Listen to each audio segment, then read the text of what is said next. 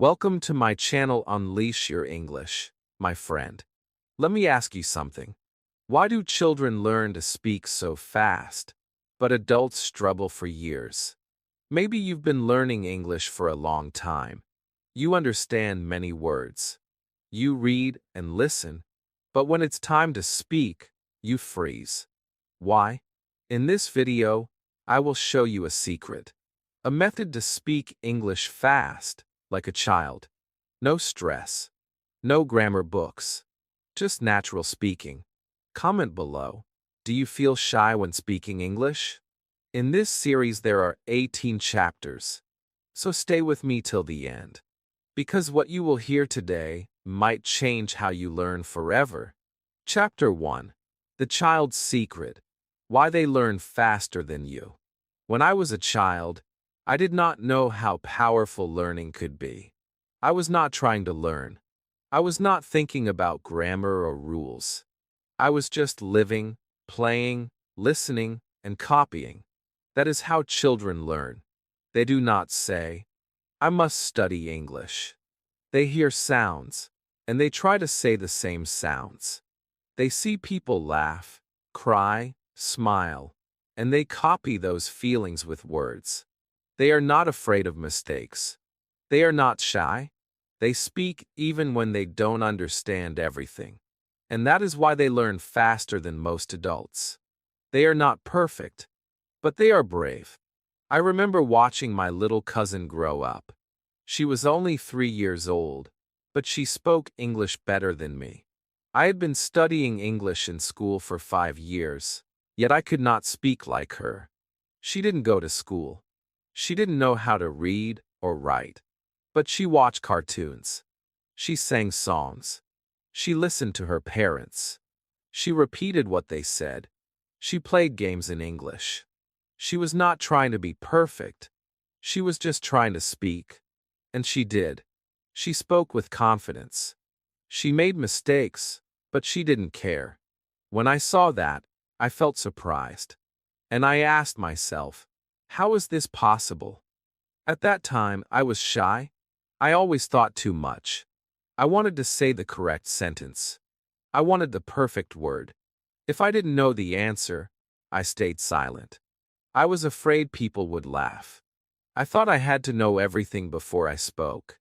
But watching my cousin, I saw something different. She didn't wait. She didn't care about being right. She just used the words she knew. If she didn't know a word, she used her hands, her face, her smile. And still, people understood her. They helped her. They laughed with her. That gave her more confidence. And her English grew fast. Very fast. One day, I sat with her while she watched her favorite cartoon. It was in English. I watched with her. She was smiling and repeating every word. The character said, "Let's go," and she shouted, "Let's go." The character said, "I'm hungry," and she said, "I'm hungry." She didn't stop to ask, "What is the grammar here?" She didn't say, "What is the difference between present simple and continuous tense?" She just copied the sound, and she remembered it. Her brain was not filled with rules. It was filled with voices, feelings, sounds, and emotions. That was the secret. I decided to try her method. I stopped using big grammar books. I stopped translating everything. I started listening. I started repeating. I watched cartoons, just like her. I didn't care if it was for kids. It was in English. It was simple. It was clear. And it made me smile. I listened again and again. When a character said, "What are you doing?" I repeated it. I didn't try to understand every word. I tried to feel it. I copied the voice, the tone, the speed. I became a child again. And for the first time, I felt free. At first, I felt silly. I was an adult watching cartoons, talking to myself, repeating words like a baby. But slowly, I saw the change. My English became smoother. I could say full sentences. I didn't have to think so much. The words came naturally. I stopped being afraid of mistakes. I stopped being shy. I started to speak more, not just in my room, but with real people. And they understood me. They smiled. They helped. I realized that children are not afraid to look silly. They are not afraid to try. That is the real reason they learn faster. They are brave enough to speak with only a few words. Many adults say, I want to speak perfect English. But children say, I want to speak. That is the big difference. If you wait until everything is perfect, you will never speak. Children speak with broken grammar. They mix words. They say funny things. But they enjoy it. They smile while learning. That joy becomes energy. That energy becomes memory. And that memory becomes fluency. We adults must learn from that. We must stop waiting. We must start speaking, even if we don't have all the words, even if we make mistakes. The secret is not in the book. It's in the way we learn. I asked my cousin once, how did you learn English? She looked at me and said, from Peppa Pig. And she laughed. That was it. No school, no exam, no grammar test. Just watching, listening, and copying. Her mother said she watched the same episode 30 times. I smiled. That is repetition. That is love.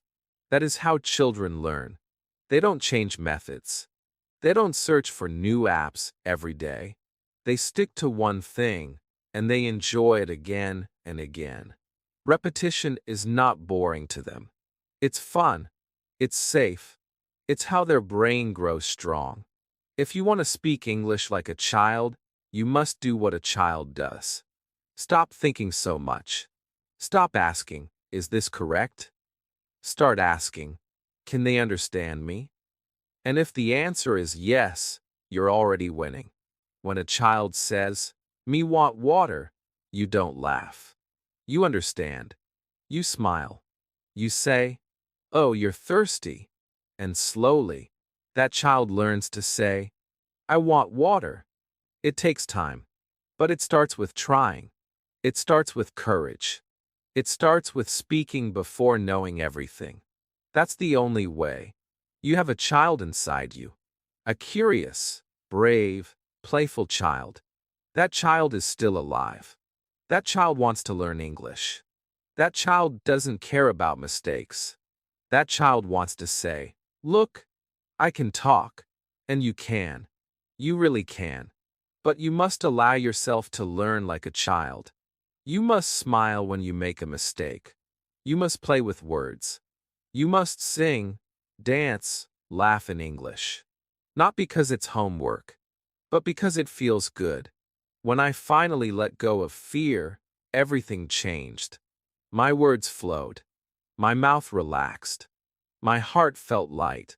I was not trying to be perfect. I was trying to be human, to speak, to connect. And that's what English is for. Communication, not perfection. My little cousin taught me something I never learned in school. She showed me that love, joy, and bravery are more powerful than any grammar rule. That is the child's secret. So now I ask you, my friend, are you ready to learn like a child? To speak with courage, to laugh at mistakes, to copy, repeat, and grow every day? If yes, then you are ready for the next chapter. Chapter 2. Forget grammar, feel the words. When I first started learning English, I believed something that many people believe, that grammar is the most important part. I thought, if I don't know grammar, I cannot speak well. Every teacher told me to study grammar rules. Every book was full of grammar exercises. Present tense, past tense, future tense, conditionals, passive voice, articles, prepositions, and so on. I wrote pages of notes. I memorized rules. I filled in the blanks. But still, I could not speak. I understood the rules, but I was silent. My mouth was closed. My head was full, but my voice was quiet, and I started to wonder why. I remember sitting in my room one night. I opened my notebook and looked at the rules. I read them again, but they didn't help me talk. I knew that he goes is correct and he go is wrong. But when I tried to speak, I forgot everything. I froze. I couldn't say even a simple sentence. I felt confused. I felt sad. I asked myself, if grammar is so important, why can't I speak? That night, I closed my notebook. I took a deep breath, and I made a new promise to myself. I will stop chasing grammar. I will start feeling the words. Children never learn grammar first. They listen. They repeat. They feel the language. They don't ask, is this sentence in the present perfect tense? They just speak. They use what they hear. If they say it wrong, they say it again. They don't study the rule. They feel the rhythm. They feel the sound. And slowly, the grammar comes naturally. Like walking, like breathing, like riding a bicycle. They learn with feeling, not formulas. And that is what I decided to do. I wanted to learn like a child again. So I started watching cartoons. Not to study, but to feel. I picked short videos with simple sentences. I listened with all my heart. I didn't write anything. I didn't pause the video to analyze the sentence structure. I just listened and repeated. I copied the voice, the emotion, the music in the sentence. And something beautiful happened. I started to speak. My tongue moved. My mouth smiled.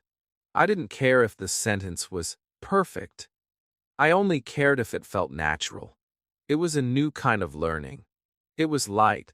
It was fun. It was alive. The more I spoke without worrying about grammar, the more I improved. I felt the flow.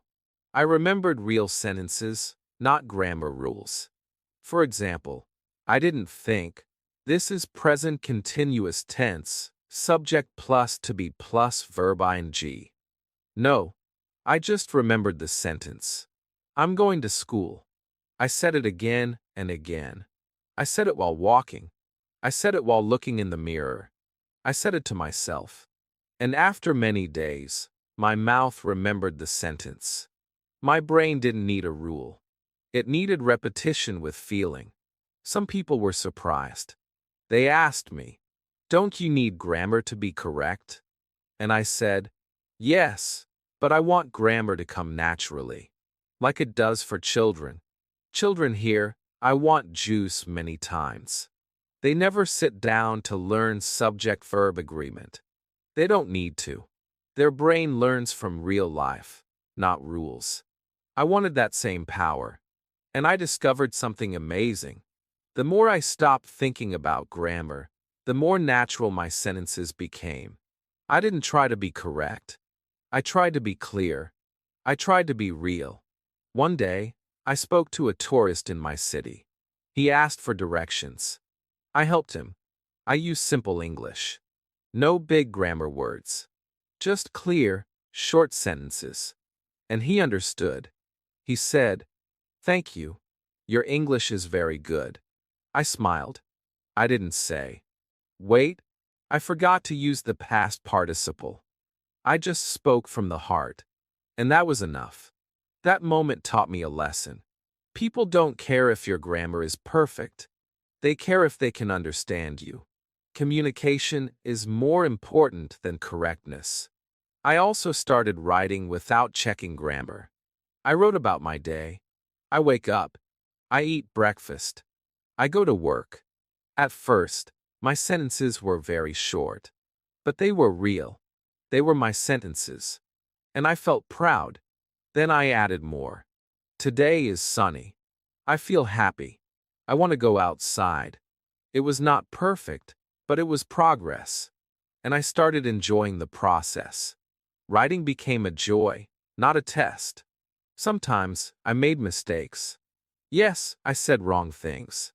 Yes, people corrected me. But I didn't feel sad. I felt excited, because now I knew what to fix. I didn't need a grammar book to tell me. Real life told me. My friends told me. And every time I corrected myself, the sentence became stronger in my memory. I was learning by doing, not just by reading. There was a time when I said, "She go to market." My friend smiled and said, "She goes to the market." I repeated, "She goes to the market." I didn't write it down. I didn't analyze the grammar. I just felt the new sentence. And that was enough. Later that day, I said it again to myself. I saw a woman and whispered, "She goes to the market." I said it the next day too. And now, I always remember it. No grammar rule needed. Just feeling, repetition, and memory. You see, grammar is like the bones inside your body. It gives structure, but nobody sees the bones. What they see is the movement, the smile, the action. Words are like that. Your feelings, your stories, your message. That is what people care about, not the bones. So speak from the heart. Let the grammar grow inside, slowly, quietly, like a tree. Don't water only the grammar. Water your voice. Water your courage. Water your joy. And here's something beautiful. Once you speak enough, the grammar will start to show. You will say, "I went there," not because you remembered the past tense rule, but because it feels right. Because you've heard it enough times. That is the real power. You speak first. You feel first. And grammar follows like a quiet shadow. Now, I am not saying grammar is bad.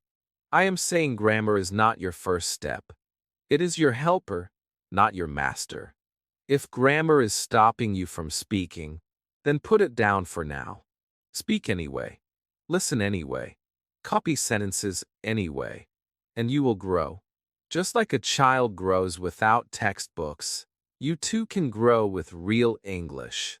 Natural, emotional, simple English.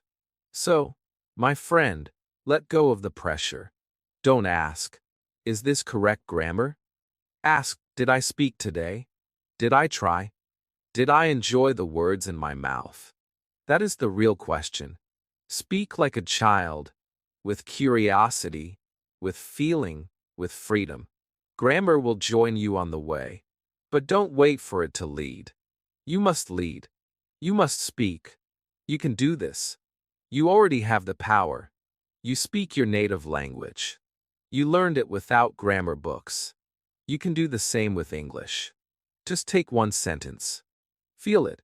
Speak it. Love it. Repeat it. And do it again tomorrow. That is how children learn. That is how you will learn too. Chapter 3. Copy, don't translate. I remember the old days when I was trying to speak English, and I had a strange habit. Every time I heard something in English, I stopped and tried to translate it in my head.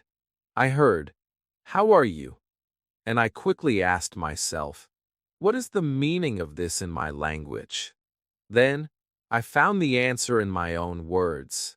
Then I thought of my reply in my language, and then tried to turn that into English. But by the time I was ready to speak, the moment was gone. The conversation had moved on. I was too late. I felt slow. I felt stuck. And I realized something was wrong. I was not learning to speak English. I was only learning to translate.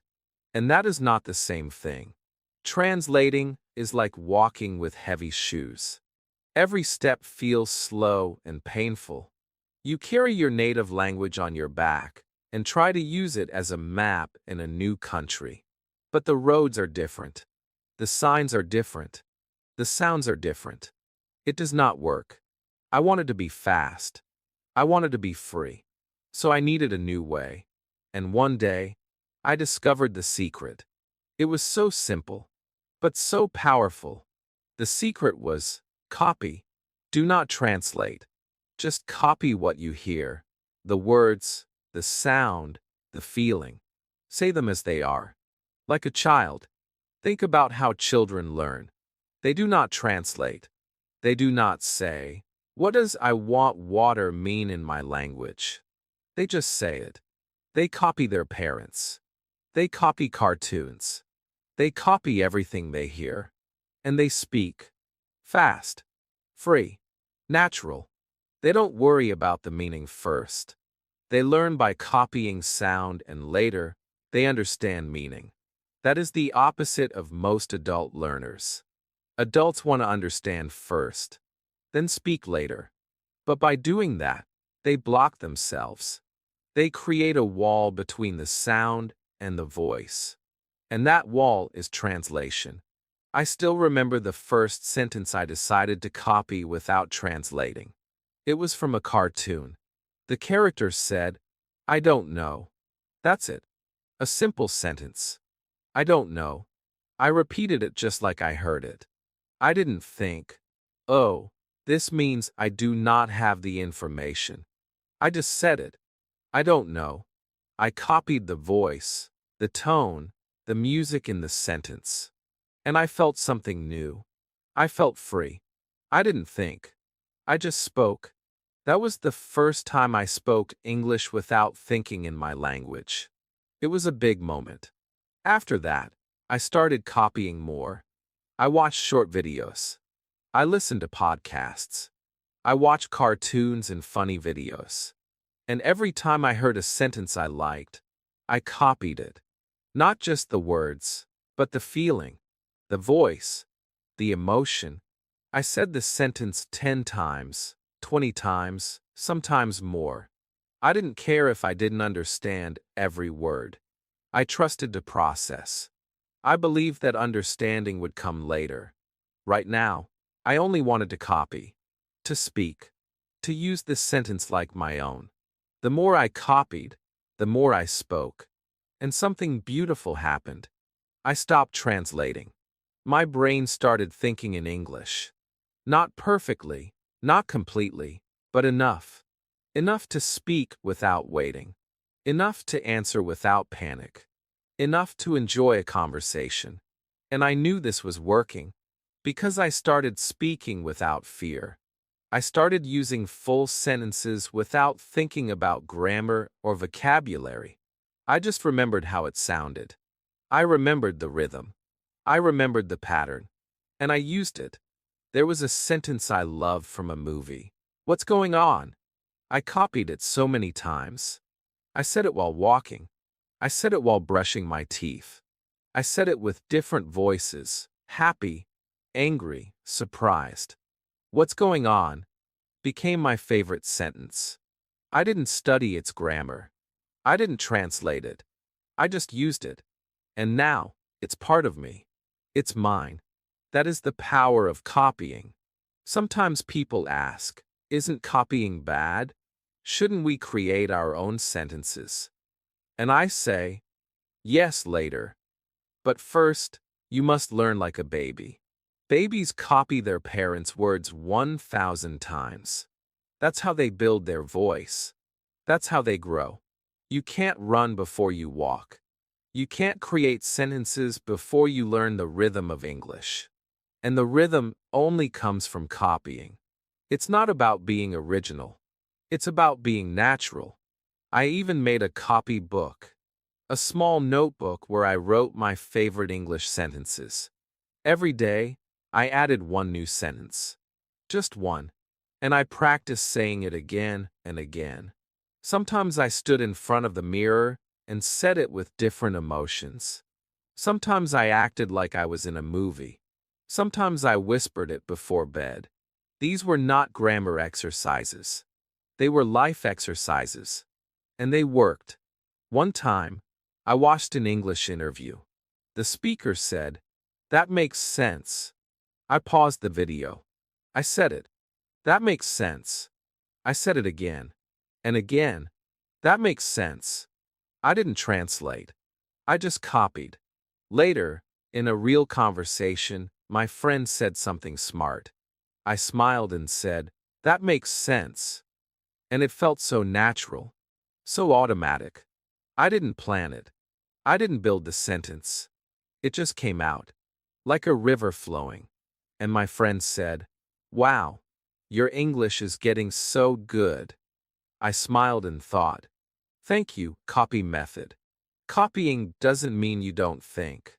It means you think like a child. You feel the sentence. You wear it like a shirt. You try it on. You move with it. You speak with it. And slowly, it becomes your own. That is how real fluency starts. Not with rules. Not with translation. But with living the sentence. Speaking the sentence. Feeling the sentence.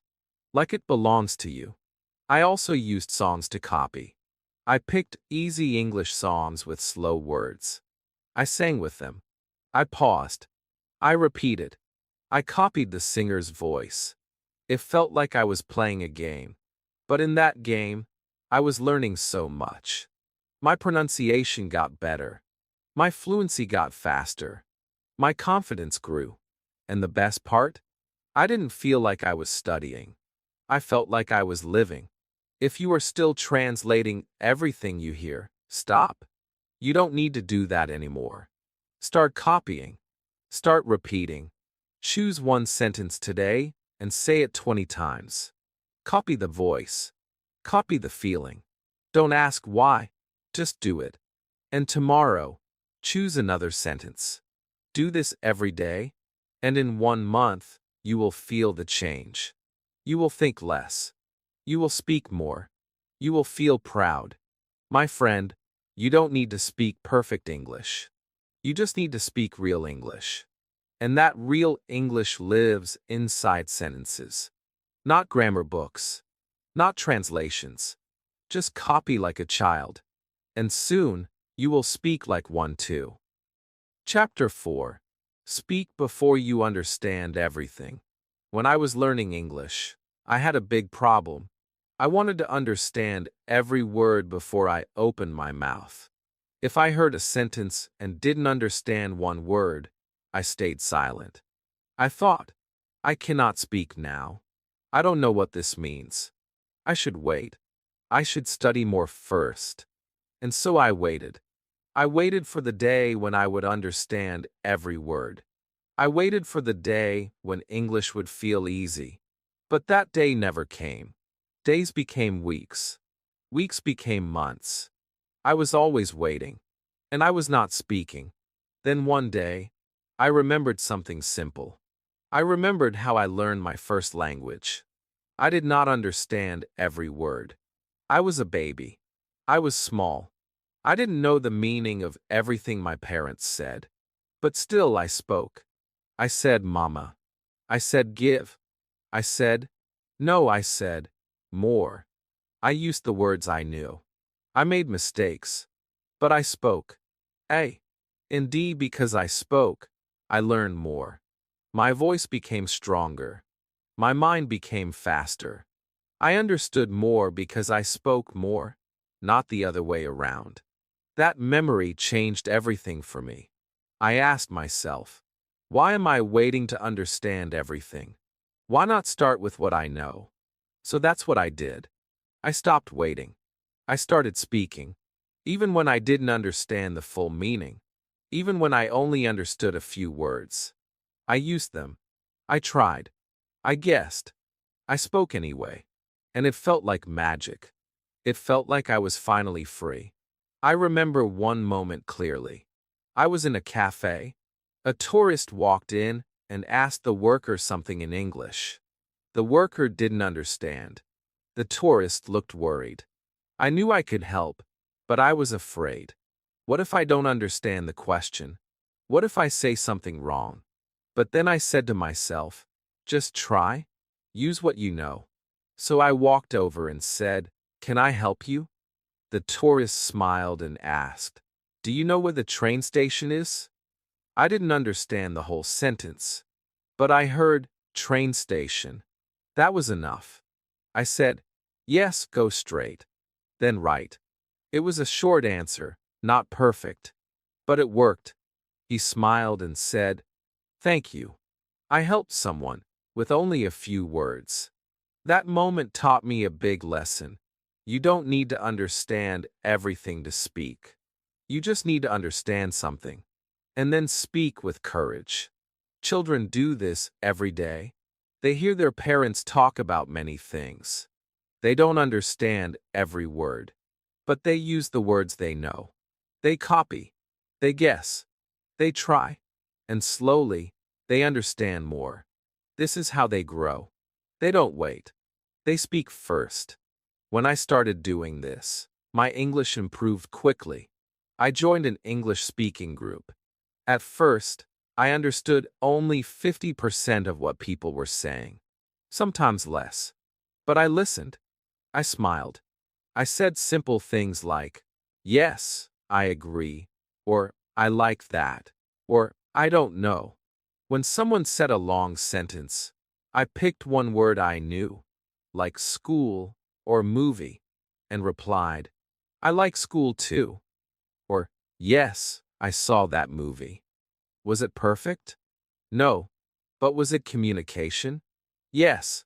The more I spoke, the more confident I felt. I didn't need to understand every single word. I just needed to keep going. I learned to focus on the words I knew, not the ones I didn't. That's what children do. When a child hears, "Do you want some juice?" For the first time, they don't understand everything. But maybe they know the word juice. So they say, "Juice, yes." That's enough. They get the juice. They get the experience. And next time, they understand more. I also realized that full understanding comes slowly. If you wait for perfect understanding, you might never speak. But if you speak now, you will understand more tomorrow. Speaking brings understanding. It brings confidence. It brings real progress. So I changed my mindset. I said to myself every day, "I will speak today, even if I don't understand everything, even if I make mistakes. I will speak." At home, I practiced speaking with small words. I looked at objects and said their names in English. Chair, table, light. Then I made short sentences. This is a chair. I see the table. The light is bright. I didn't need to translate. I didn't need to understand deep grammar. I just needed to speak. And it worked.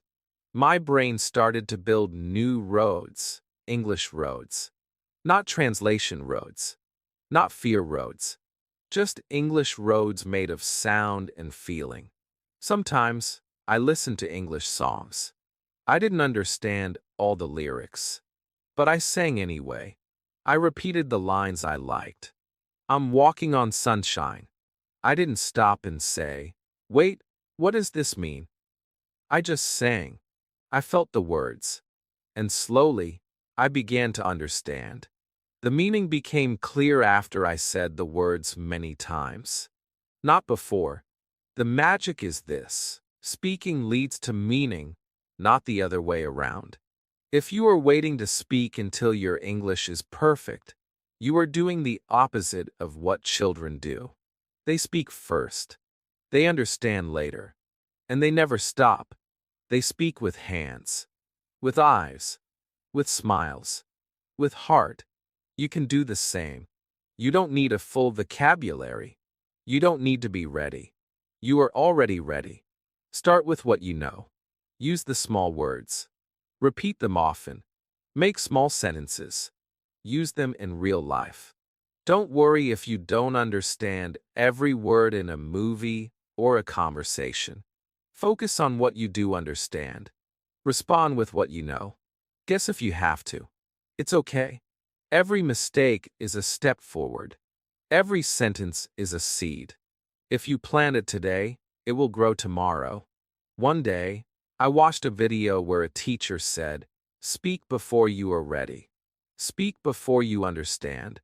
That line stayed with me forever. It became my new rule.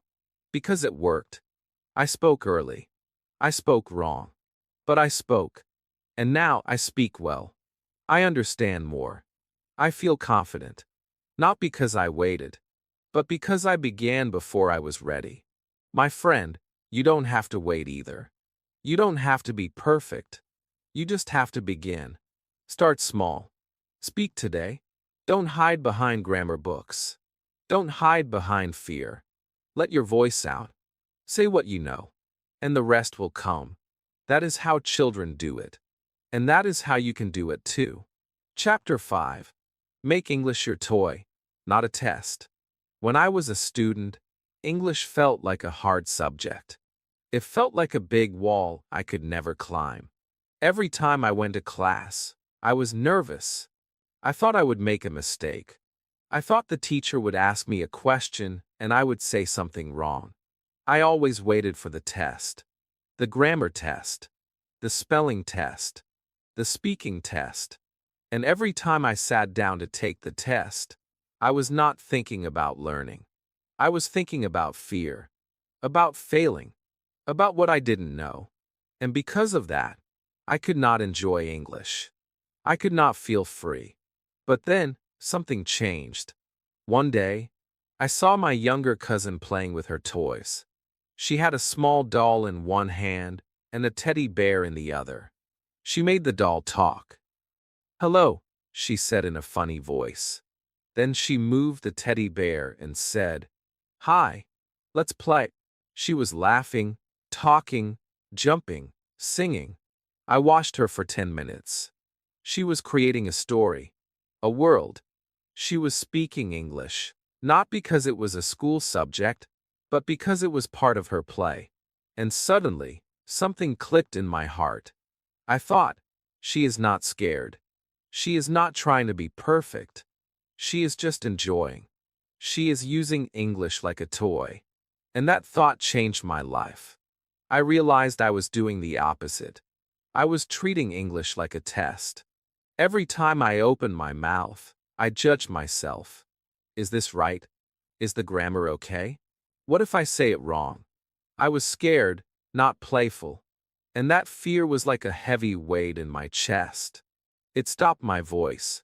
It closed my mouth. But my cousin? She had no fear. She made mistakes. She laughed. She kept going. And her English was improving fast. Not because of books, but because of joy. That day, I decided something important. I said to myself, from now on, English will be my toy, not my test. And everything began to change. I started playing with English, just like my cousin played with her toys. I talked to myself in the mirror. I made silly voices. I made up characters. "Hello, I am Mr. Banana. I like pizza." Then I answered in another voice. "Nice to meet you, Mr. Banana. I am Miss Watermelon." I laughed at myself. I didn't care if it was strange. It was fun. And more than fun, it worked. Because I was relaxed, I remembered more. Because I was smiling, I spoke more. When you play, your brain opens.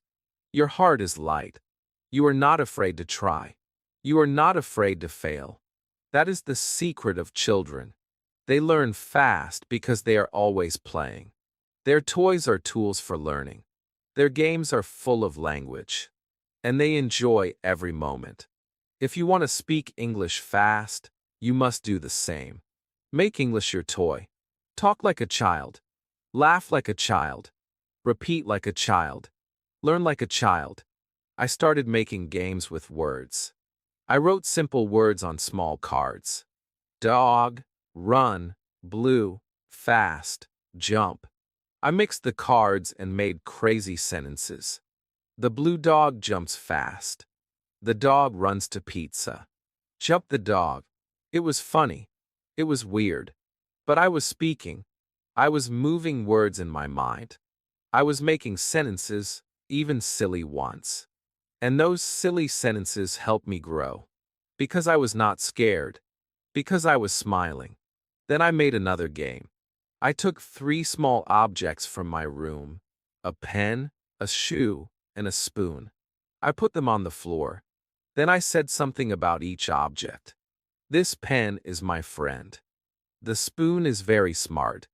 My shoe wants to sleep. I laughed. But I was learning. I was speaking. And soon, I could say more. The pen is blue. It lives in my bag. It likes to write stories. Now, my English was not a grammar exercise. It was a game, and it felt good. I also sang songs like a child. I picked simple English songs from cartoons or YouTube. Songs with lots of repetition and clear words.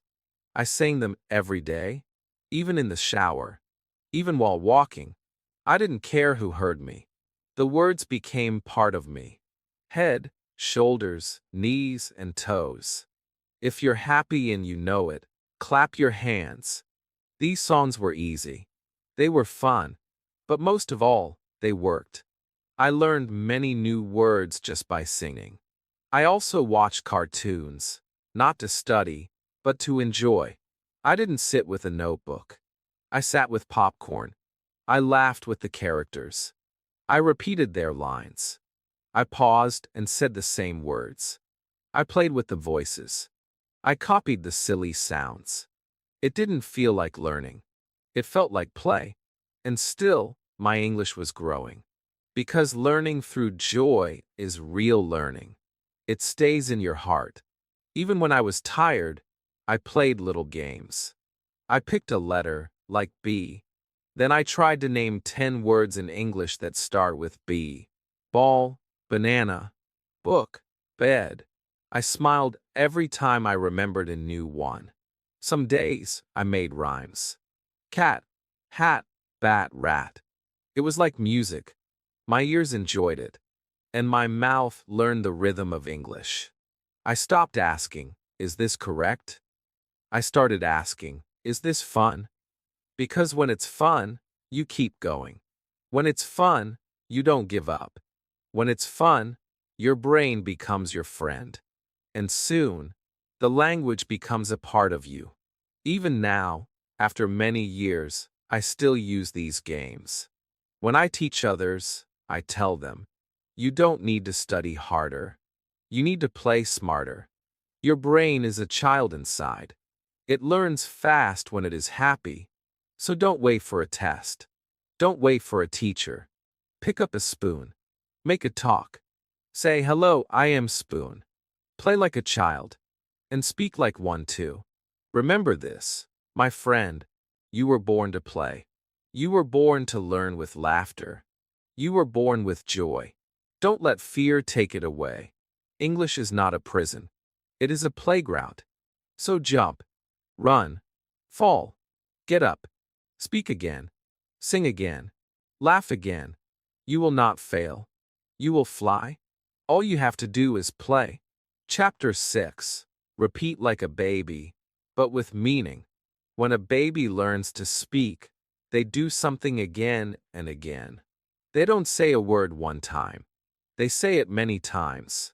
Over and over. They say mama 100 times a day.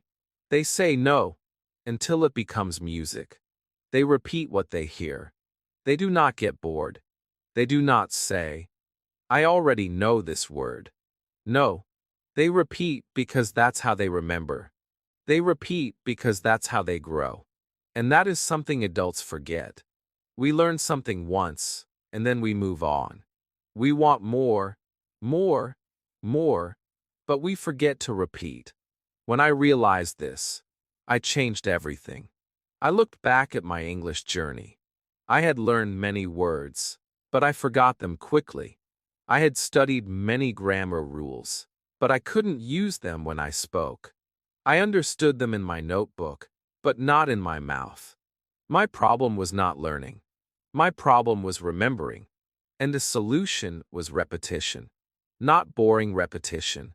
Not fast, lazy repetition. But slow, loving, baby-like repetition. Repetition with meaning. Repetition with joy. I thought of my little cousin again. When she learned the word ball, she didn't just say it once.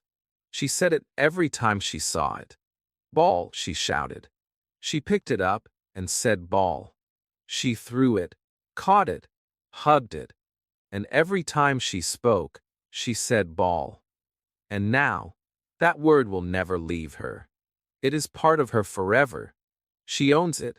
She owns the sound, the picture, the action, and the feeling. That is the power of baby repetition. So I began doing the same with English. I picked simple sentences. Not too long. Not too hard. Just clear, daily sentences. Like, how are you? Or, I'm hungry. Or, this is my book. I repeated them again and again. I didn't just say the sentence. I felt the sentence. I used it in my life. When I saw my reflection, I said, how are you? When I opened my notebook, I said, this is my book. When I felt hungry, I didn't just say it in my native language. I said, I'm hungry. Every time. Over and over. And it worked. I didn't learn 100 sentences a day. I learned one sentence 100 times. That was my secret. I wanted each sentence to become mine. Not just a sentence in a book, but a part of my thinking. I wanted it to live in my mind, my heart, my body. I wanted to speak it without effort. And the only way to do that was through repetition. Baby-style repetition. Not once. Not twice. But many, many times. Until it became part of me. Some people say, I want to learn fast. And I say, then slow down. Because if you go too fast, you forget. If you rush, you don't remember. But if you repeat with love, your brain holds the sentence forever. It doesn't feel like study. It feels like breathing, like walking, like singing your favorite song. Because that is what English becomes, your song. I also made a rule for myself. Before learning a new sentence, I must repeat the old one 20 times. I did this every morning. I took a sentence like, what time is it? And I said it in different voices. Happy voice, what time is it? Sad voice, what time is it? Angry voice, what time is it? Slow voice, fast voice, sleepy voice, funny voice. I was playing. I was acting. But I was also learning deeply. That sentence became strong in my brain. Then I made another rule. I would use the same sentence in 5 different situations. For example, with I'm tired, I said it in the morning, at school, at home, on the bus, and before sleep. I whispered it. I sang it. I wrote it. I looked in the mirror and said, I'm tired. And suddenly, it became real. It had meaning. It had memory. It had feeling. It was no longer just a sentence. It was a friend. Sometimes people asked me, why are you repeating the same thing? I smiled and said, because I want to own it. When you repeat something with love, with real attention, it becomes yours. You don't forget it. You use it in real life. And when you use it, your confidence grows. That's what happened to me. I became confident not because I knew everything, but because I repeated what I knew. I also repeated while moving. I walked in circles and said, it's raining. I opened the window and said, it's cold. I picked up my pencil and said, this is my pencil. I wasn't just speaking. I was connecting my voice to the world around me. That made the words stronger. My body remembered them. My eyes remembered them. My heart remembered them. That is how babies learn. That is how we must learn too. One day, I made a playlist of short audio clips, simple sentences spoken slowly. I listened while walking. I repeated after each line. Where is the bus? I said it. I don't know. I said it again. Let's go. I said it again. I didn't care if people looked at me. I was building my language muscles. I was training my mouth. Every repetition made me faster, stronger, more fluent. There was one sentence I loved. I'm learning English. I said it every day. I said it when I woke up. I said it when I felt tired. I said it when I made a mistake. I'm learning English. It gave me hope. It reminded me of my journey. It reminded me that it's okay to be slow, to repeat, to try again. That sentence became like a song inside me. A peaceful song. A powerful song. So my friend, don't try to be fast. Try to be deep. Pick one sentence. Speak it 50 times. Speak it with your eyes. Speak it with your hands. Speak it with love. Repeat it until it becomes part of you. That is the child's way. And it works. It always works. Repetition is not boring. It is beautiful. It is the rhythm of learning. It is the heartbeat of progress. Babies repeat because they are building their voice. You are doing the same. So repeat like a baby. But do it with meaning, with feeling, with joy. Say it again, and again, and again, because one day you will say it, and it will feel easy. It will feel natural. It will feel like your own voice. And in that moment, you will smile. You will know, yes, I am becoming fluent. Chapter 7. Talk to yourself like a child does. There is something magical that children do all the time. They talk to themselves. They speak out loud even when no one is listening. They walk around the house and say, I'm a superhero, or my car is flying, or I eat the cookie.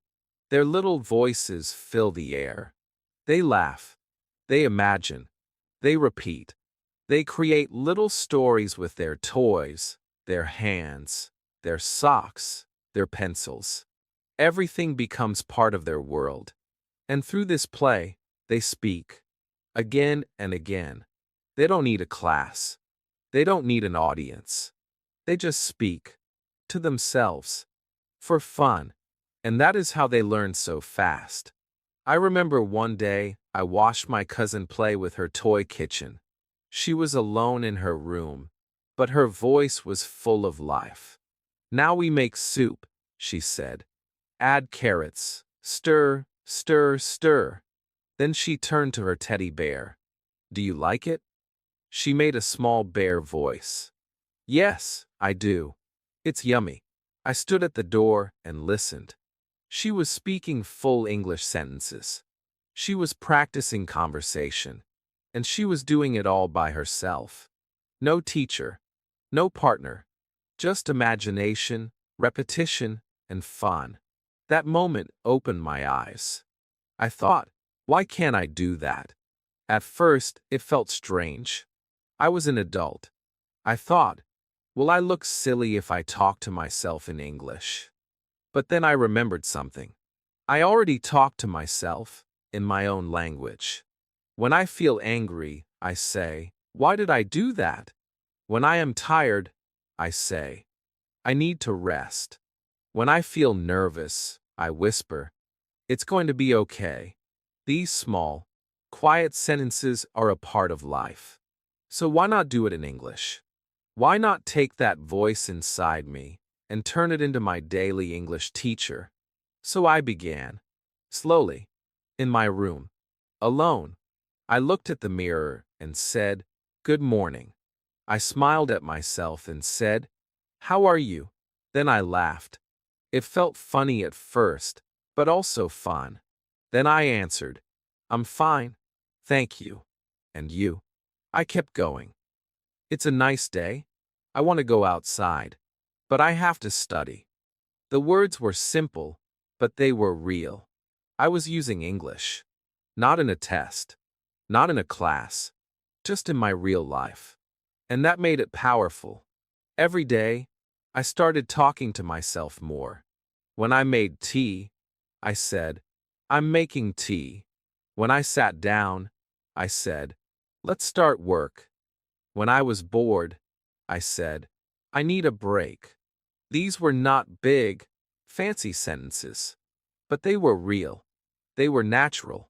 I was building the habit of speaking without waiting for someone else. I was giving myself permission to speak.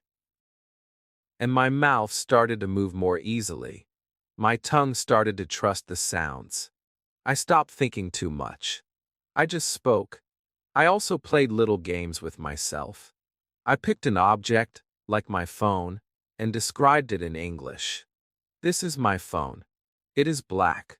It is old. I use it every day. Then I picked another thing, my shoes. These are my shoes. They are white. They are dirty. I like them. It became a daily practice. Simple, quiet, but very strong. I was teaching myself how to describe the world in English, just like a child learns to describe their toys and games. Sometimes, I even had conversations with myself. I would sit down and pretend I was meeting someone. I said, "Hi, my name is Alex. What's your name?" Then I answered as the other person. "My name is Sarah. Nice to meet you." I smiled. I nodded. I kept the conversation going. "Where are you from?" "I'm from Pakistan." "And you?" "I'm from Brazil." It was all pretend, but it helped me practice. My words became smoother. My fear became smaller. One of the best times to talk to myself was while walking. I would walk down the street and describe what I saw. There is a dog. The sky is blue. I see a man riding a bike. The shop is closed. I spoke in my mind or softly to myself. It became a habit. I was speaking English without a book, without pressure, just like a child who sees something and says, "Look, a car." My brain started to think in English. I didn't need to translate. I just spoke. There were moments when I was sad or tired. On those days, I still talked to myself. I said, "It's okay. I will try again tomorrow." I said, "I am learning. I am growing." I gave myself support in English. And something beautiful happened. English started to feel like a friend. Not a test. Not a scary subject. A friend. A voice I could use anytime. Even when I was alone. This method helped me become more fluent than any grammar book ever could. Because I was practicing every day. Not with big lessons, but with small moments. I was learning the way children learn, by talking out loud, by playing with words, by repeating what I saw and felt. I didn't need to be perfect. I just needed to speak. And the more I spoke to myself, the more confident I became when speaking to others. Now I tell all my students, talk to yourself. Talk while cooking. Talk while cleaning. Talk while getting dressed. Say the names of objects. Say what you are doing. I am brushing my teeth. I am closing the window. I need water. These small sentences build strong skills. They teach you how to think in English. They teach your brain to use English naturally. It's okay if you feel silly at first. That means you are doing something new. Something brave. Something powerful. Children feel no shame. They speak. They make mistakes. They laugh. And they grow. You can do the same. You don't need a classroom. You don't need a partner. You only need your voice. And your voice is always with you. So, my friend, start today. Look around your room. Pick one object. Say something about it in English. Then pick another. Say what you are doing. Say what you want. Say how you feel. I am tired. I want tea. I am happy. These are the words of real life. These are the words that will make you fluent. Speak them every day. Talk to yourself like a child. And soon, you will speak to the world with confidence, with joy, with pride. Chapter 8. Learn with curiosity, not pressure. I used to feel pressure every time I sat with an English book. My heart would beat faster. My hands would sweat. I told myself, you must learn this. You must be perfect. You must not make a mistake. I opened the book, but my mind was not free. I was not excited. I was not curious. I was scared. I was tired. I was full of fear. I tried to memorize vocabulary lists. I tried to learn 10 new grammar rules in one night. But none of it stayed. I forgot the words. I mixed up the rules. I blamed myself. I said, maybe I'm not good at English. But deep down, I knew it wasn't the language. It was the pressure. And then I remembered something from my childhood. I remembered how I used to ask questions about everything. I asked, why is the sky blue? Where does the sun go at night? Why do cats purr?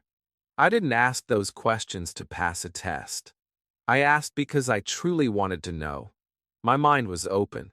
My heart was alive. I was not afraid of not knowing.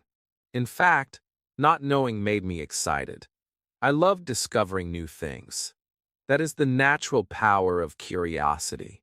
That is how children learn. Not because they must, but because they want to. I thought about my little cousin again. She would ask questions all day. What is this? What does that mean? Why did she say that? She didn't stop to worry if her question was silly. She didn't feel ashamed.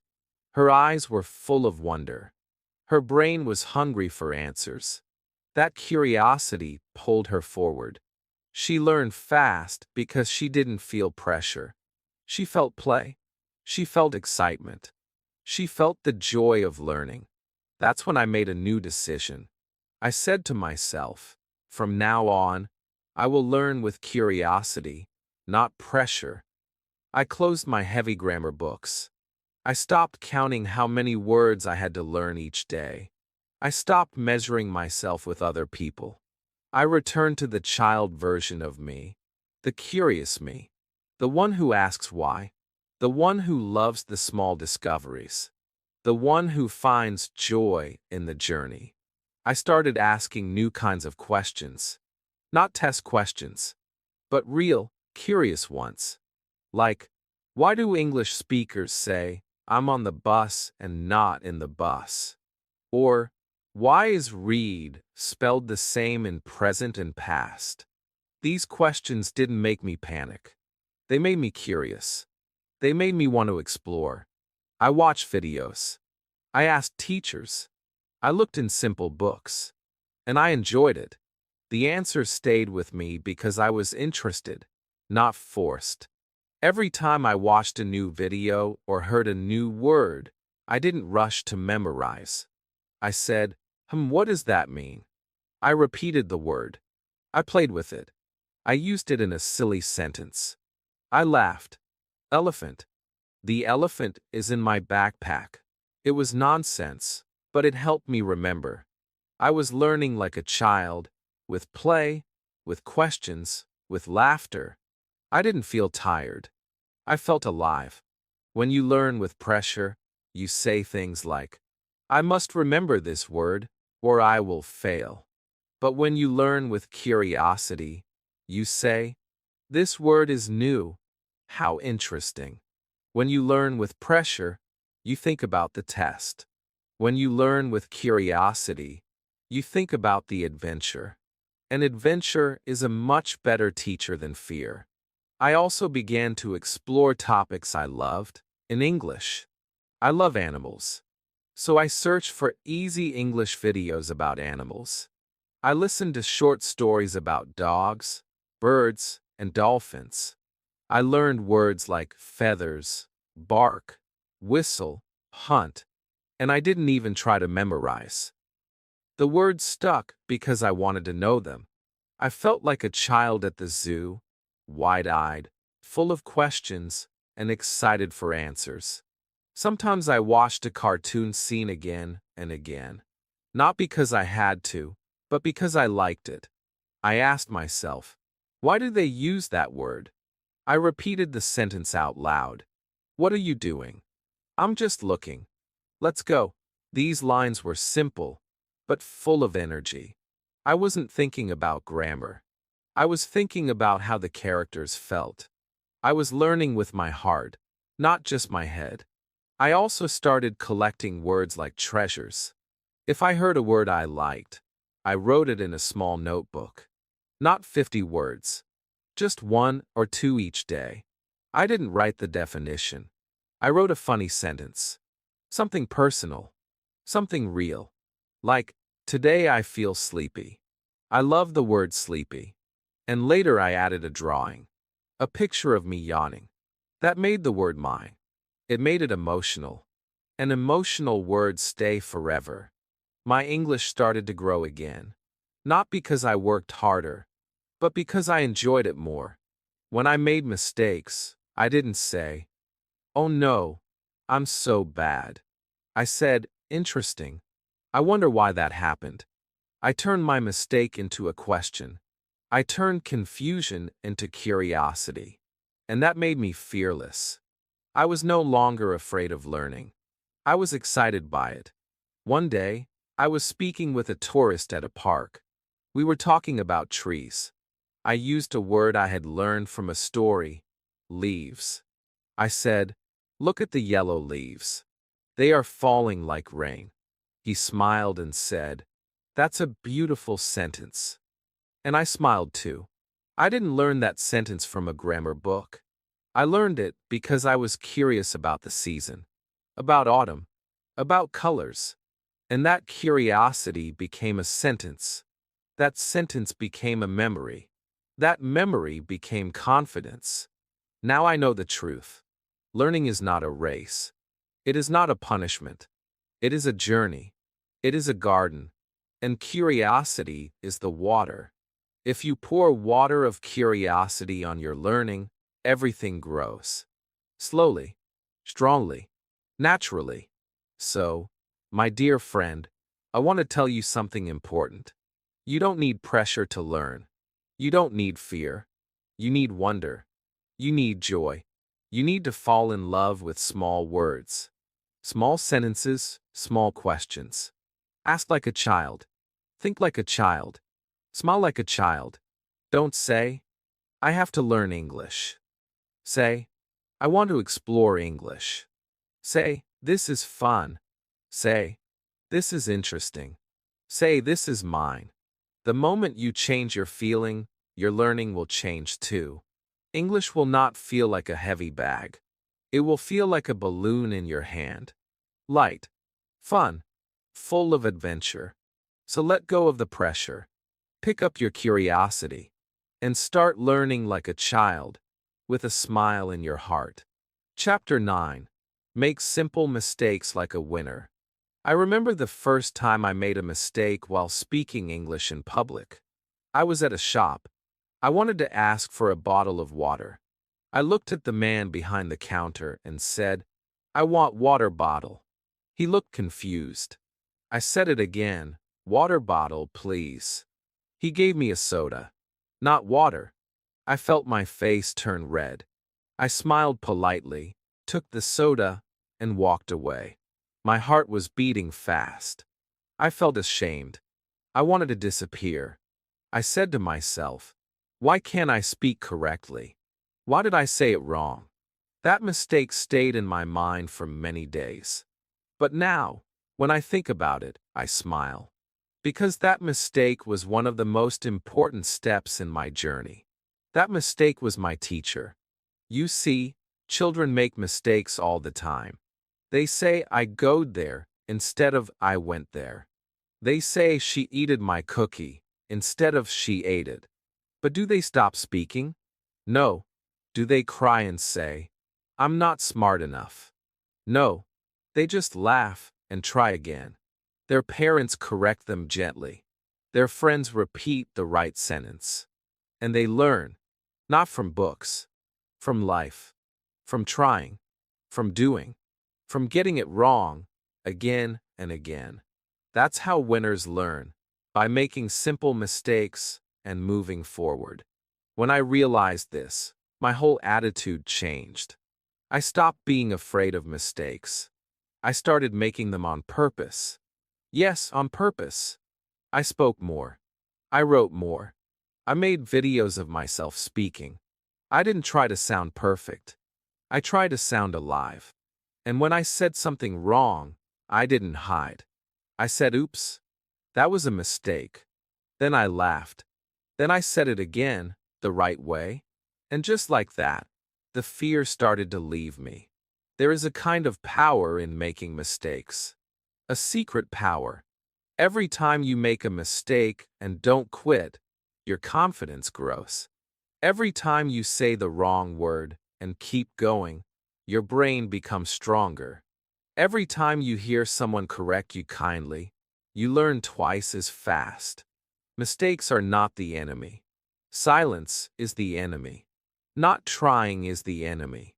But mistakes? Mistakes are your friends. They are like small lights on your path. They show you where to go next. I remember one day, I was speaking with a friend. I wanted to say, I'm bored. But I said, I'm boring. My friend laughed. I laughed too. Then he explained the difference. If you say, I'm boring, it means other people don't like to talk to you. I was shocked. We laughed even harder. But guess what? I never made that mistake again. I learned that one word. And I learned it deeply because of one simple mistake. If I had stayed quiet, I would never have learned it. Another time, I wrote a short message to my teacher. I wanted to say, I'm looking forward to the next class. But I wrote, I look forward the next class. She replied kindly. She corrected it. I thanked her. And now, I always remember. Look forward to needs to. Not because I studied grammar rules, but because I used the sentence in real life and got it slightly wrong. That's how real learning happens. When children fall while learning to walk, do we say, oh no, stop trying? No, we cheer, we clap, we say, try again. They stand up, fall again, and try again. And then one day they walk. Then they run. The same thing is true for English. You will say the wrong sentence. You will spell something wrong. You will forget a word. But each time you try again, you are closer to fluency, closer to freedom. I started calling my mistakes my little trophies. Every time I made one, I said, great, another step forward. I even wrote them down. I kept a mistake journal, not to feel bad, but to remember what I learned. I wrote things like, today I said, I can do it, but it should be I can do it. Then I made a sentence with the correct form. I can do it every day. That journal became my treasure, not because it was perfect, but because it was honest. You don't need to be perfect. You need to be brave. You need to speak anyway, write anyway, try anyway. Make mistakes and smile. Make mistakes and learn. That's how children do it. That's how winners do it. When you stop fearing mistakes, English becomes fun. It becomes a game where every error is a clue, a gift, a lesson. One day I asked my English teacher, how can I speak fluently? She smiled and said, make 100 mistakes. Then you'll speak well. At first, I didn't understand. But later, I realized, fluency is not about knowing everything. It's about practicing, failing, learning, and trying again. It's about speaking when you're not ready.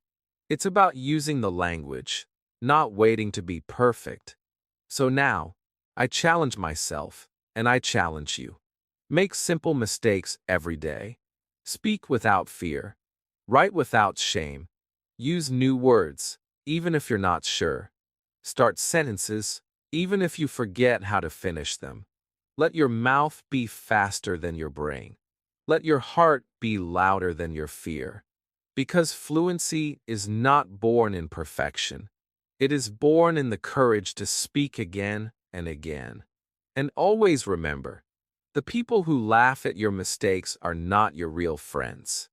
But the people who help you, who correct you gently, who smile and support you, those are the ones who want to see you grow. Keep them close. Learn with them.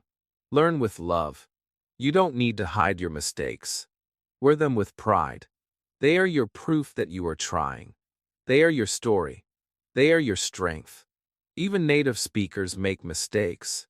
Everyone does. It's normal. It's human. So be kind to yourself. Speak. Fail. Learn. Repeat. Today, I can speak English with confidence. Not because I was always right, but because I was never afraid to be wrong. My mistakes were my teachers. My teachers became my memories. My memories became my language. And my language became my voice. And your voice is waiting too. Just open your mouth. Make a mistake. And win. Chapter 10. Use cartoons and stories, like a child does. When I was a child, I loved stories. Not just reading them, but listening to them, watching them, living inside them. I didn't care about the rules or the grammar. I only cared about what happened next. Was the princess safe? Did the dog find its home? Would the boy catch the train? My heart followed every word. My ears listened carefully. My eyes were wide with wonder. I didn't even realize I was learning language. But I was. Every new word, every sentence, every voice stayed in my memory like a song I didn't know I had learned. And this, my friend, is how children learn language, through cartoons and stories. Not through pressure, not through grammar books, but through love and curiosity. Years later, when I started learning English, I forgot that. I thought I needed to study hard, memorize long lists, and pass exams. I didn't feel the same joy I once had. Everything felt difficult, serious, and tiring. Then one evening, everything changed. I was at home, tired of studying, and I turned on a cartoon just to relax. It was Peppa Pig, a small pink cartoon pig, with a cheerful voice and simple English. I didn't expect much, but after 5 minutes, something amazing happened. I realized I was understanding almost everything. The language was simple. The pictures helped. The expressions were clear. And most importantly, I was enjoying it. I was smiling. I was learning. That night, I watched 3 more episodes. I wasn't studying. I wasn't writing anything down. But I was hearing useful sentences again and again. I'm jumping in muddy puddles. Can we go to the park? This is my little brother, George. These were not grammar rules. These were real-life sentences, spoken slowly, clearly, with emotion. And I could repeat them. I could copy them. I could use them. And they stayed in my head without any effort. I began watching more cartoons. Not because I had to, but because I wanted to. I watched Dora the Explorer, where she speaks English and Spanish. I watched Bluey, a gentle cartoon from Australia. I watched simple fairy tales on YouTube, where the storyteller uses kind, soft words and beautiful pictures. These cartoons were not for children only. They were for language learners like me. They gave me short, useful sentences that I could use in my daily life. And they repeated those sentences again and again, just like a teacher. But better, because they made me laugh. They made me feel. One of the first sentences I learned from cartoons was, "Let's go." The character said it every episode. And soon, I started using it. When I was ready to leave the house, I said, "Let's go." When I wanted to start studying, I said, "Let's go." It became part of my life. Not because I studied it, but because I heard it, loved it, and repeated it. That's the magic of stories and cartoons. They teach you by touching your heart, not just your brain. Then I remembered something else. When I was a child, I listened to bedtime stories. My parents read to me. I loved the sound of their voice. I didn't always understand the words, but I felt safe. I felt happy. I listened again and again. That's when I decided to add English stories to my life again, even as an adult. I found simple audio stories online. Some were fairy tales. Some were daily conversations. Some were short stories made for beginners. I listened before bed. I listened while walking. And slowly, the words became part of me. I found a story about a boy who lost his shoes. It was a funny story, told in very simple English. "Where are my shoes?" the boy asked. "Are they under the bed?" "No." "Are they in the bathroom?" "No." Every sentence was clear. The voice was slow. I listened to it 10 times. Then I started saying the lines myself. "Where are my shoes?" I said it while looking for my phone. I said it while looking for my keys. I smiled every time. That's when I knew. I was learning English through stories. Just like a child. I also watched short animated stories with subtitles. I read the words while listening. If I didn't understand something, I didn't panic. I kept watching. I trusted that I would understand more the next time. And I did. The second time was easier. The third time was even better. This repetition made my ears stronger, my mouth more confident, my heart more open to the language. I wasn't just studying. I was living the language. Sometimes, I acted out the stories. Yes, I became the characters. I stood in front of the mirror and said, "I am the king of the forest." Or, "I will find my treasure."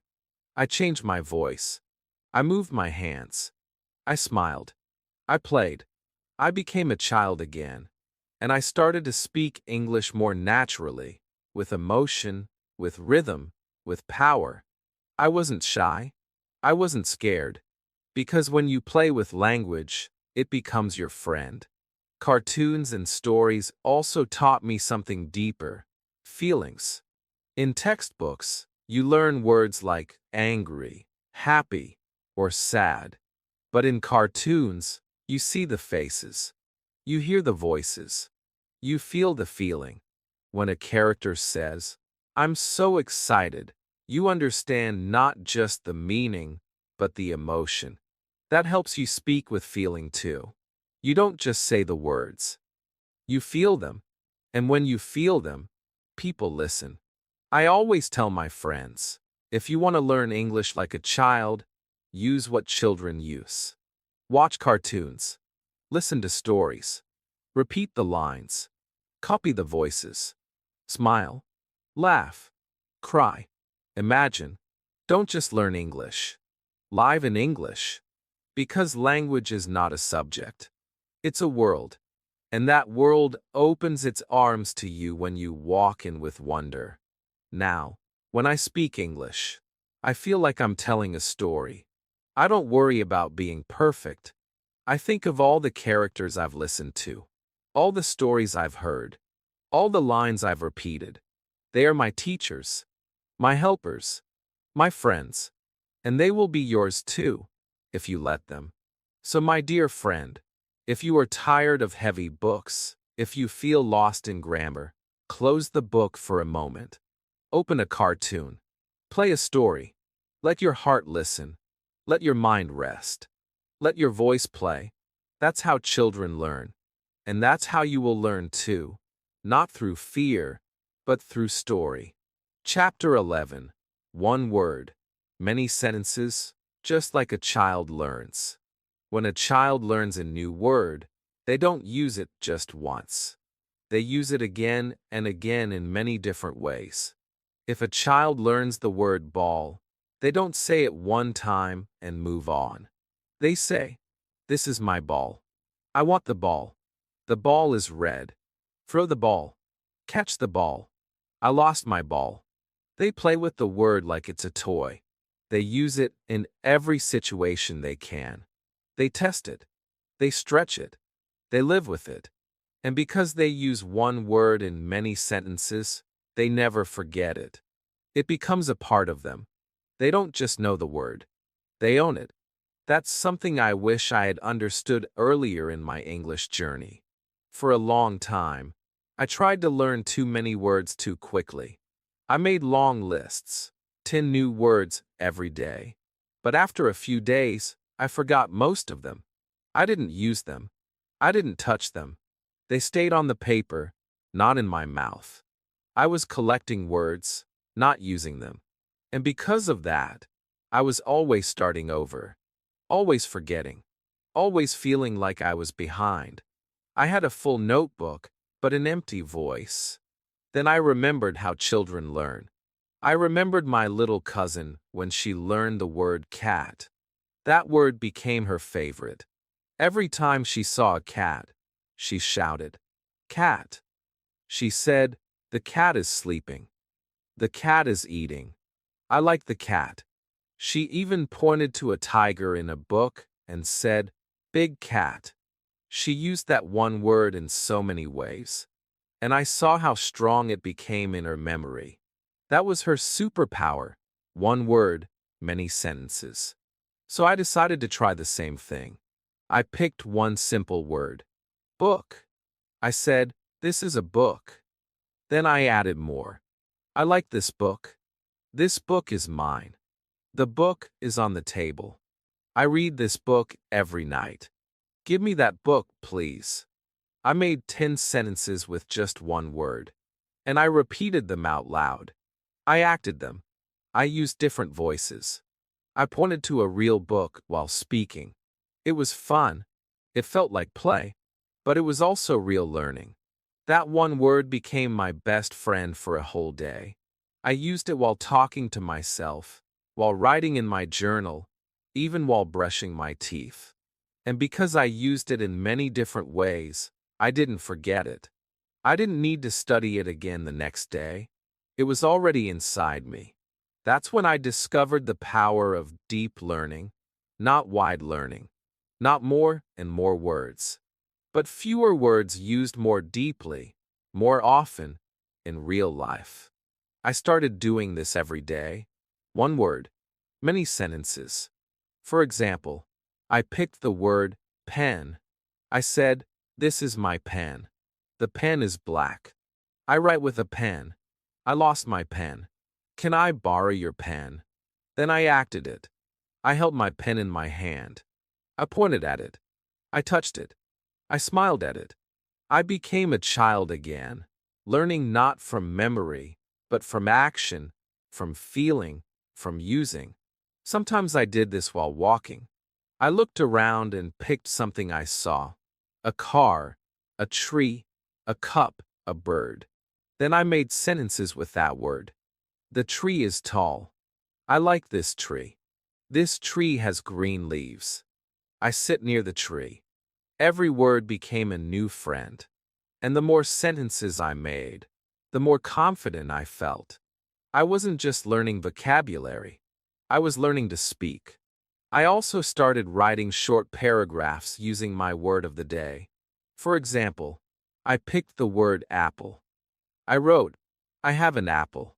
The apple is red. I eat the apple. It tastes good. My friend gives me an apple. We like apples." It was short. It was simple. But it was powerful.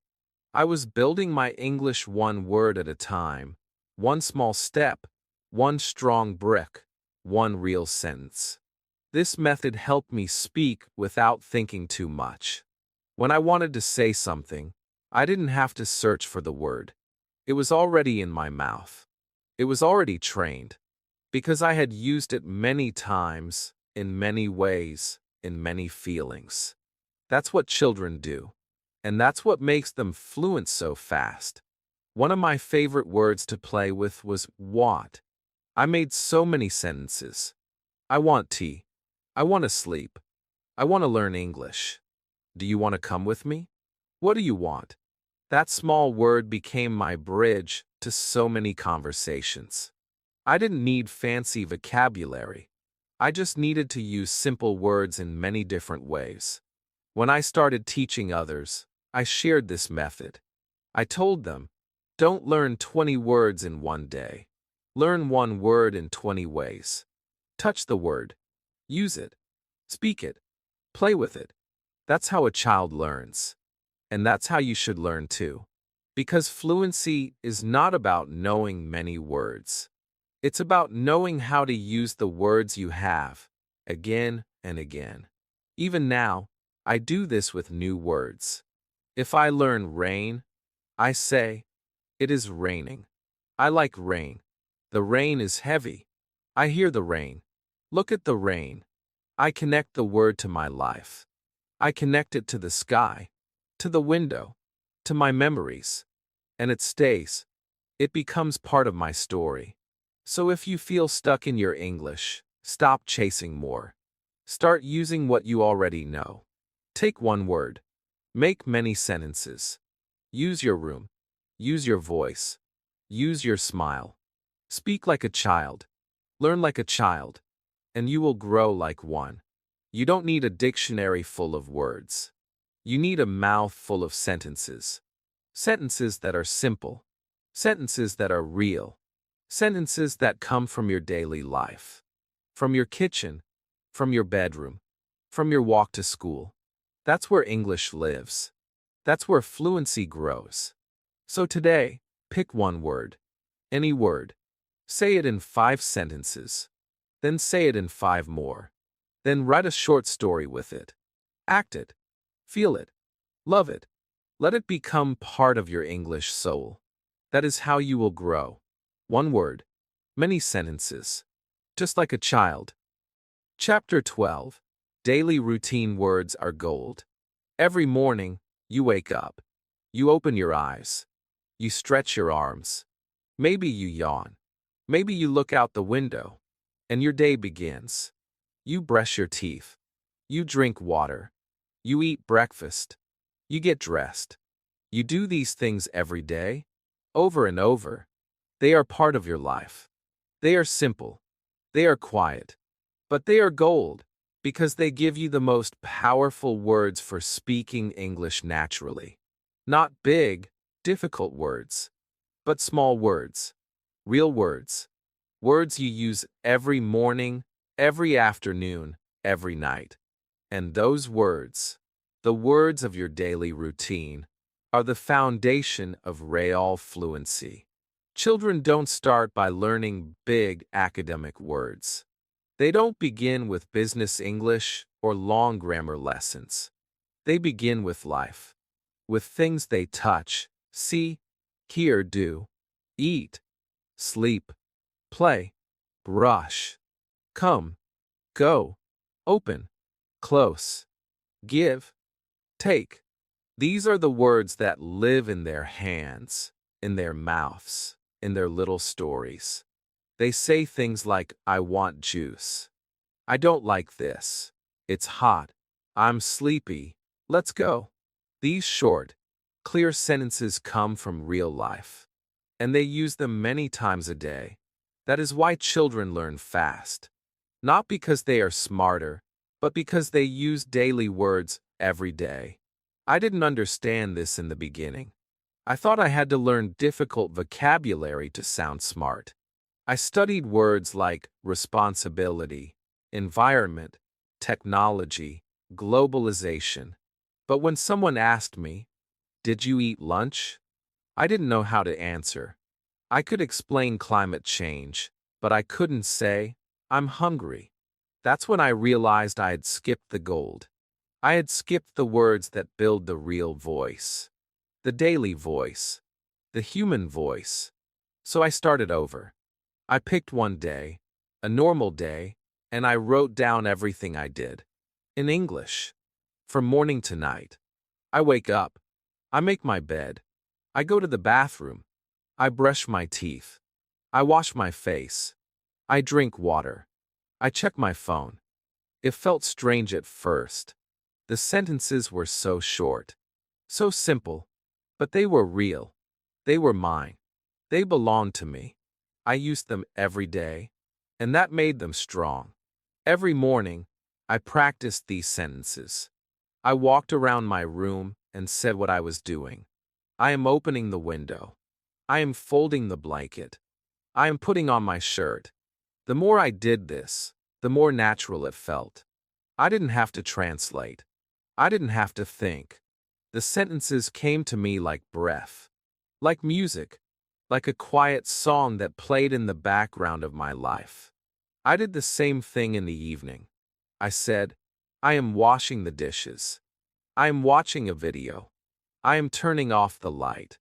These were not dramatic words. They were not exciting. But they were true. They were useful. They were the words of life. And that made them golden. After a few weeks, I noticed something amazing. I could speak more fluently. Not because I knew thousands of words, but because I knew how to describe my life. I could talk about my morning, my evening, my lunch, my weekend, my habits. And that was enough to have a conversation. That was enough to feel confident. People started to notice. One day, a friend asked, "How is your English getting better so fast?" I said, "I speak about my day." He laughed, but it was true. I wasn't doing anything special. I was using my day as my classroom. My toothbrush became my teacher. My coffee cup became my speaking partner. My shoes became my lesson. Every little thing had a sentence, and I spoke it. I also made flashcards with pictures of my routine. One card had a picture of a toothbrush. Another had a cup. Another had a door. I shuffled the cards and made sentences. I use this in the morning. This is cold.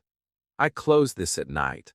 It was like a game of life, a game of language. And every round of the game made me stronger. Then I started shadowing my routine. I listened to simple videos where people talked about their daily life. I copied them. I followed their rhythm. I get up at 7. I take a shower. I eat eggs. I go to school. These were not just sentences. They were keys. Keys that opened doors. And behind those doors was fluency. Children love to talk about their day. I saw a cat. I went to the park. I ate cake. And we listen. We smile. We say, "That's great." They feel proud. They feel heard. They feel fluent. You can feel that way too. Tell someone about your day, even if it's simple. Today, I woke up late. I made tea. I watched a cartoon. I walked in the rain. These sentences are not small. They are powerful because they come from you. I started making videos of myself. I looked at the camera and said, "Good morning. Today, I am going to the market. I will buy vegetables. Then I will cook dinner." It was short. It was honest. I posted it. And people responded. They said, "Thank you. This helps me learn." I smiled. I said, "It helps me too." Now, I teach others to do the same. Speak about your day. Don't wait for big topics. Use the gold in your life. The moments you live are full of words. Wake up, eat, walk, talk, sleep. These are not boring. These are real. And real words make real fluency. So my friend, start today. Look around you. Speak about what you see. Speak about what you are doing. Use the gold. Use the magic of your routine. Make simple sentences. Repeat them. Love them. Let them grow inside you. Let them become your voice. You don't need more words. You need to use the words you already live. Your life is your lesson. Your day is your dictionary. And your voice is ready. Chapter 13. Ask like a child, even if you don't know the answer. When a child doesn't know something, they do something beautiful. They ask, again and again. They ask questions without shame. What is that? Why is the sky blue? What does that mean? Why did she say that? They ask with wide eyes and curious hearts. They don't wait for permission. They don't worry if it's a silly question. They don't care if they already asked it yesterday.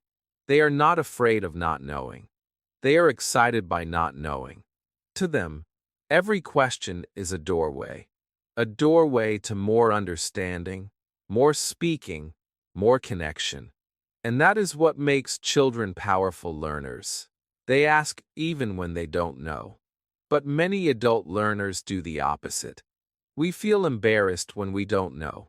We stay quiet. We smile and nod, pretending we understand. Inside, we feel confused. But we don't ask. Why? Because we are scared. We are scared of looking foolish. We are scared people will judge us. We think, Everyone knows this but me. We think, I should already understand. So we carry our questions like heavy stones in our hearts. And because we don't ask, we don't grow. I know this because I used to be like that. When I started learning English, I often heard words I didn't understand. In class, in videos, in conversations. I wanted to ask, but something inside me said, no, don't ask. They will laugh. So I stayed silent. I nodded. I pretended. But later, when I was alone, I felt lost. I tried to look it up, but the moment was gone. And slowly, I realized I was not learning as fast as I could. Not because I was lazy, but because I was scared to ask. Then one day, something happened. I was in a small English class, and the teacher used a word I didn't know, borrow. I didn't understand. I waited. Nobody else asked. But I couldn't stop thinking about it. So finally, I raised my hand and said softly, "Excuse me, what does borrow mean?" The teacher smiled. She picked up a pencil and said, "If I don't have a pencil, and I take yours for a short time, I borrow it. Later, I give it back." Suddenly, I understood. The light turned on. The meaning became clear. I smiled. And the best part? Another student turned to me and said, "I didn't know that word either. Thank you for asking." That moment changed me. I saw that my question was not stupid. It was brave. It was helpful. It helped not just me, but others too. After that, I started asking more. What does that mean? Can you say that again, please? Is this the correct way to say it? At first, I still felt nervous. But each time I asked, the fear became smaller, and the confidence became bigger. I also noticed something interesting. When I asked a question, people were kind. They didn't laugh. They explained. They used examples. They spoke slower. And because I asked, I understood better. I remembered better. I learned deeper. That's when I understood the secret. Asking is not a sign of weakness. It is a sign of strength. It means you care. It means you are active. It means you want to grow. I began asking questions everywhere, not just in class. I asked in shops, at the market, on the bus. If I didn't know how to say something, I asked, "What is this called in English?" If I heard a new sentence, I asked, "Why do you say it like that?" Sometimes, people didn't explain well. That was okay. Sometimes, they gave long answers. That was okay too. The important part was this. I was not silent anymore. I was not afraid. Even when I was alone, I asked questions. I watched a video and paused it. Why did she use that word? I wrote the question in my notebook. Later, I searched for the answer. Or I asked a friend. Or I asked a teacher. Sometimes, I found the answer days later. But the question stayed in my mind, and it kept me thinking. It kept me hungry for learning. Children are not afraid of asking the same question more than once. They don't say, "Oh no, I already asked that." They ask again and again because they are not worried about what others think. They are focused on what they want to understand. And that's why they learn so fast. They don't carry shame. They carry curiosity. I started using one special sentence every day. "Can you help me understand this?" It was polite. It was clear. And it opened the door to so many lessons. When someone helped me, I said, "Thank you. Now I understand better." I could feel myself becoming more confident. My English was not only growing, my courage was growing too. Sometimes, people didn't know the answer. That was okay. Sometimes, they explained too fast. That was okay too. The important thing was, I was not scared anymore. I was not sitting in the corner of the classroom with silent questions in my mouth. I was speaking. I was learning like a child, brave, honest, curious. One day, I asked a very simple question to a native speaker. I said, "Why do people say I'm good instead of I'm well?" He smiled and said, "Both are okay, but I'm good is more common in casual speaking." I said, "Oh, okay. I always wondered about that." And he said, "Good question." That sentence made me feel proud. Not because I asked a smart question, but because I asked at all. Now, when I teach others, I tell them, ask like a child. Ask even if you feel shy. Ask even if you think the question is too small. Ask again if you forget the answer. Don't carry your questions alone. Share them. Speak them. Open them like a gift. Because every question you ask will make you stronger. Every answer you get will build your English, one small brick at a time. So, my friend, don't wait. If you don't understand something, ask. If you're not sure, ask. If you want to know more, ask. Even if your voice shakes. Even if your heart races. Ask like a child. Because children don't care about looking perfect. They care about learning. And so should you. Every big speaker once asked small questions. Every fluent person once said, "I don't know." So go ahead. Say it. "I don't understand." Say it with strength. Say it with honesty. Say it with the heart of a learner. And then listen. Then grow. Then ask again. That is how children become fluent. And that is how you will too. Chapter 14. Short Sentences, Big Power. When I first started learning English, I believed that long sentences were better. I thought that if I could speak long, beautiful, perfect English sentences, I would sound fluent. So I tried. I tried to make big sentences with fancy words. But every time I opened my mouth, something happened. I got stuck. I forgot the grammar. I forgot the word order. I stopped in the middle. I panicked. My mind went blank. And my confidence disappeared. I didn't feel smart. I didn't feel fluent. I felt afraid. But then something beautiful happened. I started watching children speak. Little children, who had just learned to talk, were using English so naturally. They were not using big words or long sentences. They were saying things like, "I want this. Give me that. No, not this one. Come here. I'm happy. I don't like it." Simple words. Small phrases. Short sentences. But they were speaking fast. With feeling. With expression. With confidence. And people understood them. That's when it hit me.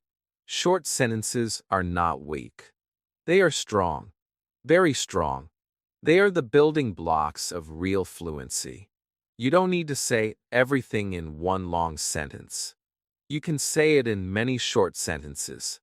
And that's what children do. They speak fast because they speak small. One idea at a time. One feeling. One action. One sentence. So I started doing the same. I stopped trying to sound perfect. I stopped trying to impress. I just tried to speak clearly. I used the words I already knew. I made small sentences. I said things like, "I am tired. I like this movie. I don't understand. Can you help me? What is this? That is nice. It is raining." At first, I thought it was too simple. But then something amazing happened. People understood me. I didn't pause. I didn't freeze. I didn't feel scared. I felt free. I realized that short sentences give you something very important: flow. When your sentences are short, your brain moves faster. Your mouth moves faster. You don't get stuck in the middle. You don't lose the rhythm. You can finish what you're saying. And that feeling, the feeling of completing your thought, is a powerful confidence booster. It tells your brain, "Yes, I can speak. I can do this." Every day I practiced this. I looked at things around me and made short sentences. The sky is blue. I see a bird. That boy is running. I'm drinking tea. These were not difficult. They were part of my real life. And that's why they worked. Because when I speak from my life, my heart helps my brain. And when my heart and brain work together, I speak better. One day, I had a conversation with a native speaker. I didn't try to show off. I just used short, natural sentences. And guess what? We talked for 15 minutes. He smiled and said, "You speak very well." I was shocked. I didn't use big grammar. I didn't use hard vocabulary. But I used real English. Simple English. Confident English. And that was enough. Many learners try to speak like a textbook. They try to use long structures. But when real people speak, they use short ones. Let's go. Come in. I'll call you. It's okay. Not yet. Maybe later. That's funny. Are you ready? These are the phrases that make a language feel alive. These are the phrases that move a conversation forward. Think about it. If someone says to you, "I think I might probably not be available this weekend because of a family situation," you might get confused. But if they say, "I can't come this weekend," you understand in 1 second. That's the power of short sentences. They are clear. They are quick. They are real. Children don't speak in paragraphs. They speak in pieces. But those pieces connect. One sentence, then another, and soon, they are telling stories. Not big stories at first, but small, simple ones. Today I went to the park. I played with my friend. We saw a dog. It was funny. I ate ice cream. That's fluency. That's how it begins. So I gave myself permission to speak like a child. I gave myself the freedom to use small sentences. And every time I did, I felt proud. I was communicating. I was expressing myself. I was being understood. And that, my friend, is the real goal. Not sounding perfect, but being heard. Being real. Being confident. Now, I teach my students to do the same. I say, don't wait for big grammar. Don't wait for big vocabulary. Start with what you have. Use it. Speak it. Repeat it. One sentence at a time. And I see the magic. I see their eyes shine. I hear their voices grow. I feel their confidence rising. Because they are no longer trying to be perfect. They are just trying to be clear. And that is more than enough. So today, I want to tell you, your English is enough. Your simple sentences are enough. Don't wait for more words. Don't wait for more rules. Use what you already know. Use it in short, strong sentences. Practice every day. Talk to yourself. Talk to the mirror. Talk to your dog. Talk to your coffee. Just speak. Speak short. Speak real. And here's a secret. Even native speakers use short sentences most of the time. I'm tired. Let's go. I'll do it. Don't worry. It's fine. I like that. These are the words of daily life. These are the sounds of real conversation. So make this your new habit. When you learn a new word, make 5 short sentences with it. Say them out loud. Repeat them. Change the subject. Make it playful. Make it yours. That's how you grow. That's how you become fluent. One short sentence at a time. You don't need to sound like a professor. You just need to speak like a person. A real person. A person with a voice, a heart, and a message. And your message is waiting. Chapter 15, Shadowing, your new baby talk trick. Have you ever watched a baby learn how to speak? They don't sit down with a grammar book. They don't memorize vocabulary lists. They don't ask questions about tenses or sentence structure. They listen. They watch. They hear the sounds again and again. And then one day, they copy. They try to say what they hear. Not perfectly. Not completely. Just sounds. Just pieces. Just rhythm. That's how it starts. That's how baby talk becomes real talk. And that, my friend, is the secret of a powerful technique called shadowing, your new trick to speak English like a child. When I first heard about shadowing, I didn't understand it. I thought, is this just repeating what someone says? But no, it's more than that. Shadowing is listening to a native speaker and immediately speaking after them. Not later, not after thinking, not after writing. You listen, and you follow, like a shadow, like an echo. You don't pause. You don't analyze. You don't translate. You just speak. With your ears. With your mouth. With your heart.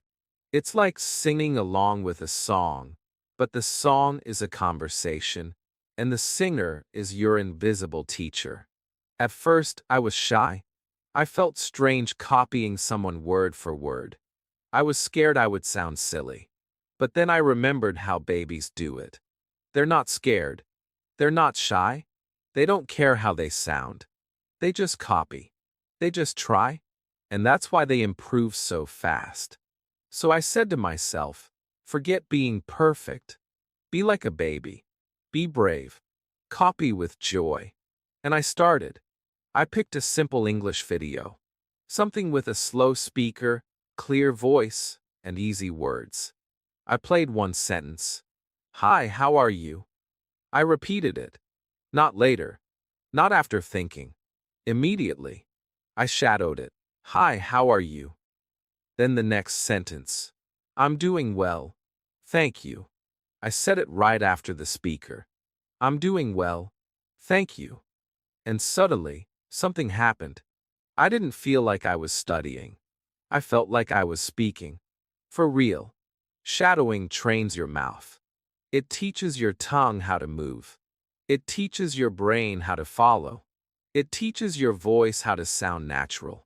Because you're not just saying words, you're saying them like a native speaker, with the same emotion, the same speed, the same tone. And that is how real fluency begins. Not from reading silently, but from speaking out loud, again and again, with feeling. Every day, I did 5 minutes of shadowing. Just 5 minutes. I picked one short video. I listened. I followed. I didn't stop to ask, what does this mean? I didn't worry if I understood every word. My goal was to match the voice, to copy the rhythm, to become the shadow. And guess what? After 1 week, my mouth felt faster. After 2 weeks, my pronunciation was better. After 3 weeks, my confidence grew. I wasn't just learning English. I was becoming English. Sometimes I shadowed standing up. Sometimes walking. Sometimes sitting on my bed. I didn't care where I was. I just needed my voice. I just needed my ears. I even shadowed while brushing my teeth, with one hand holding my phone and the other holding my brush. I looked funny, but I felt powerful. Because every word I shadowed was a step forward. And I didn't stop with just videos. I started shadowing podcasts, audiobooks, even short stories. I picked stories for children because they had clear language. I listened to the narrator and followed. I became the character. I felt their emotions. I copied their energy. I wasn't reading a story anymore. I was living it. I was speaking it. I was being it. Some days were harder. Sometimes I couldn't catch every word. Sometimes I made mistakes. Sometimes I felt tired. But I kept going. I told myself, even babies fall. Even babies cry. But they never stop trying. So I kept shadowing. Day by day. Sentence by sentence. Voice by voice. One day, I recorded myself. I shadowed a simple conversation, then played my voice back. And I smiled. I sounded better. Not perfect, but better. More natural. More smooth. More real.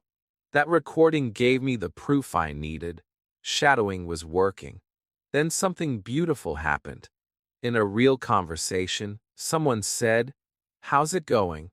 Without thinking, I answered, "Pretty good. Thanks. You." It came out natural, quickly, like a reflex, like baby talk, but in a grown-up body. I wasn't thinking about grammar. I was just responding. Because I had shadowed that sentence so many times, it had become mine.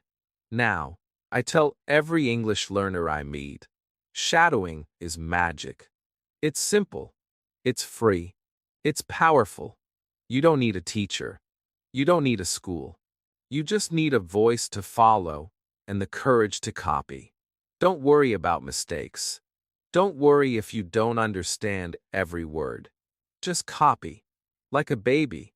Like a shadow. Let your mouth get used to the music of English. Start with 1 minute. Then 2. Then 5. Use subtitles if you need to. Pause if you need to. But keep going. Speak with the speaker. Follow the flow. Feel the sound. That's how children do it. And that's how you will too. Your voice is waiting. Your fluency is waiting. And shadowing is your key. So go ahead. Pick a short video right now. Press play. And say what they say. Match their voice. Match their feeling. Don't be shy. Be a shadow. Be a baby. Be brave. Because every baby who speaks starts by copying. And every learner who becomes fluent starts by shadowing. Chapter 16. Talk with objects, just like children do. Children are full of magic. Not because they know a lot, but because they see everything as a friend. A shoe is not just a shoe. It can be a car. A box becomes a house. A spoon becomes a microphone. A pencil becomes a sword. And they talk to everything. They say, "Hello, Mr. Teddy." They whisper to the moon. They shout at their toy car, "Go fast." They sing to the mirror. They speak with emotion, with energy, with life. They talk to the world around them, not to show off, but because they are learning. And that, my friend, is something every English learner can do too. When I was afraid to speak English, I waited. I waited for people. I waited for the right moment. I waited for the perfect conversation. But the truth is, those moments didn't come often. So my practice was small. My speaking was weak. And my confidence stayed low. Then one day, I remembered something. As a child, I used to talk to my toys. I used to imagine they were alive. I gave them names. I asked them questions. I told them stories. And I thought, what if I do that again, in English? So I tried it. I picked up my cup and said, "Good morning, cup. You look tired. Are you ready for tea?" It was silly, but it was fun. And I was speaking, really speaking. I picked up my pen and said, "Let's write something today, my friend." I looked in the mirror and said, "Hello, you. Looking good today." These were not big, difficult sentences, but they were real. They were alive. And they were mine. I started doing it more. I walked around the room and spoke to everything. "You're a strong chair," I told my chair. "Thank you for holding me." I smiled at my fan and said, "Please don't make so much noise today." I looked at the window and said, "Wow, you show me a new world every morning." I was not just practicing English. I was building a relationship with the language. A personal one. A playful one. A powerful one. Talking with objects gives you something very special. Freedom. There's no fear. No judgment. No pressure. The cup doesn't laugh. The pen doesn't correct you. The mirror doesn't tell you you're wrong. They just listen. They become your friends. And when you have friends, you speak more. You try more. You grow more. Children don't worry about being perfect. They don't say, "Is this grammar right?" They say, "Hi, car. Let's go to the moon." And they believe it. They feel it. They live it. That's why they learn so fast. Because they use their imagination. They use their emotions. And their brain listens. It says, this is important. Let's remember it. That's how language grows inside them. So I made it a daily habit. Every morning, I picked 3 objects and spoke to them. Just 2 or 3 sentences. Good morning, pillow. You were soft last night. Hey, toothbrush. Let's clean up. Hello, phone. Don't distract me today.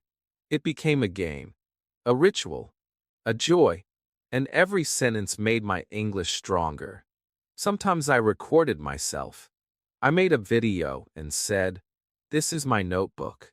I write my dreams in here. Today I will write something new. Then I played it back and listened. I smiled. Because I didn't sound afraid. I sounded like me. The real me. Speaking simple English. With heart. One time, I made a video just for fun. I picked 5 things on my table. A cup, a book, a spoon, a pen, and a candle. I gave each one a name. I said, this is Charlie the cup. He drinks too much tea. This is Bella the book. She loves to sleep all day. I made funny stories. I laughed. But I also practiced. I used verbs. I used adjectives. I used real English. And I didn't even feel like I was studying. I felt like I was playing. That's the secret, isn't it? Children play with language. They explore it. They test it. They make mistakes. But they don't care. They try again, and again, and again. And because they try so often, they grow so fast. You can do the same. You don't need a classroom. You don't need a partner. You just need your voice. And your surroundings. Look around you right now. Pick something. Anything. Maybe your phone. Maybe your bag. Maybe your shoes. Say something. Out loud. Hello, bag. Where are we going today? Don't think too much. Just feel it. Say it. Let your English come out. It doesn't have to be correct. It just has to be alive. Over time, these little conversations become habits. Your brain starts to think in English. Your mouth starts to move without fear. You begin to feel the language, not just study it. That's when the magic begins. That's when your speaking becomes natural. Sometimes I still do this. I sit alone, and I say, all right, notebook, let's write something that helps people. Or I tell my shoes, you're tired today, aren't you? It sounds silly, I know, but it's beautiful. Because I'm using English with love, with feeling, with fun. And when language becomes fun, learning becomes easy. Now, I share this trick with my students. I tell them, talk to your water bottle, talk to your lamp, talk to your bed. And at first, they laugh. But then they try it. And soon, they laugh again, this time with joy. Because it works. Because they start to speak more. And the fear goes away. So my dear friend, don't wait for a perfect conversation. Don't wait for a partner. Your house is full of speaking friends. Your world is your classroom. Talk to your clothes. Talk to your computer. Talk to your food. Talk to your world. Speak like a child. Speak with joy. Speak with freedom. Because every object is a mirror. It shows you how you feel. And when you speak to it, it speaks back. Through your voice, through your practice, through your growth. The more you talk, the more you learn. The more you imagine, the more you improve. And the more you speak like a child, the faster you become fluent. Chapter 17. Start now. Even if you feel silly. There is one big moment in every English learner's life. A moment that feels small, but changes everything. It is the moment you open your mouth and speak. Not perfectly, not with confidence. Just speak. Maybe you're alone. Maybe you're afraid. Maybe your heart is beating fast. But you speak. You say a word, a sentence. You start. And even if it feels silly, even if your voice is soft or broken, something powerful begins. That first step becomes the path. That first sound becomes the beginning of fluency. That, my friend, is where everything changes. When you start, even if you feel silly. Many learners wait for the perfect moment. They wait for more vocabulary, more grammar, a better accent, a native speaker, a teacher, a class, a good day. But that perfect moment never comes. There is always something missing. So they keep waiting, and waiting, and time passes. Dreams grow cold, confidence fades, and English stays locked inside. But you don't need perfect. You need courage. You don't need everything.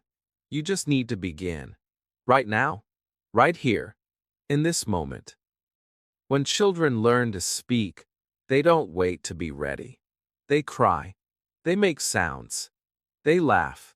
They try. They say ba and mama. They say things that make no sense. But they are learning. They are moving. They are not waiting for grammar rules. They are not worried about mistakes. They are not scared of sounding silly. And because they don't wait, they grow fast. Because they don't stop, they succeed. I remember the first time I tried to speak English out loud. I was sitting in my room, listening to an English podcast. I paused the audio and whispered, "Hello. My name is..." My voice shook. I felt strange. I looked around like someone might hear me. But I kept going. I am learning English. Then I said, "Today is a good day." That was it. Just 3 small sentences. But my heart felt big. I was doing it. I was not just studying English. I was living it. And yes, I felt silly. I felt like a child playing with a new toy. I laughed at myself. I made mistakes. But I kept going. Because deep inside, I knew, if I wait for perfection, I will wait forever. If I wait for confidence, I may never speak. So I gave myself permission to speak badly, to speak slowly, to speak with fear, but to speak anyway. Every great speaker was once a scared beginner. Every fluent voice was once a silent one. Every confident sentence started with an awkward one. That's the truth. You don't become confident before you speak. You become confident because you speak. Speaking builds the bridge. Even if the bridge shakes. Even if the words are small. Even if your voice is soft. Start now. Start with what you have. Start with one word. One line. One idea. Say it out loud. I am here. I want to learn. English is hard, but I will try. Say it to yourself. Say it to the mirror. Say it to your pen, your book, your bed. It doesn't matter. What matters is, your voice is waking up. Your language is coming to life. Some people will tell you, don't speak until you're ready. But I will tell you something else. Speak to become ready. Speak now. Today. Not tomorrow. Not next week. Today. Because waiting is the enemy of fluency. Silence is the enemy of growth. Fear is the enemy of your dream. But when you open your mouth, you fight back.